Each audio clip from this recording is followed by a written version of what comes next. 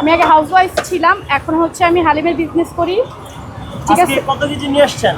আজকে minimum 2 KG নিয়ে আসছি। প্রতিদিন 2 কেজি আনি, আর শুক্রবার মিনিমাম 4 কেজি 4.5 কেজি আনি। মাংস 2 কেজি আনি, শুক্রবার 4 কেজি মাংস যায়। এই যে এই বাটি 60 টাকা, এই বাটি হচ্ছে 60 টাকা।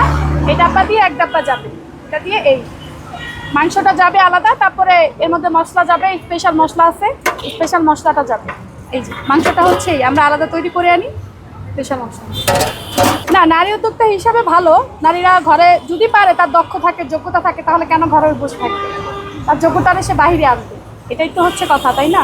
যেহেতু আমি এটা পারি, এটা নিয়ে আমার একটু বাহিরের জগতে দেখা উচিত।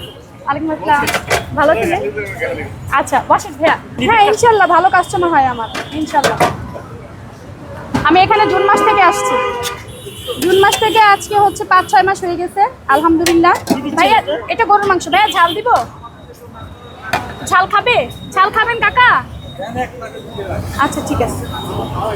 এই হচ্ছে সালাদ, ধনিয়া পাতা, তারপর হচ্ছে শুকনা মরিচটা দেই, তারপর হচ্ছে এই যে এই মশলাটা দিই, ঠিক আছে, তারপর লেবুটা। এটা হচ্ছে 60 টাকা বাটি, ঠিক আছে। এই হচ্ছে হালিম।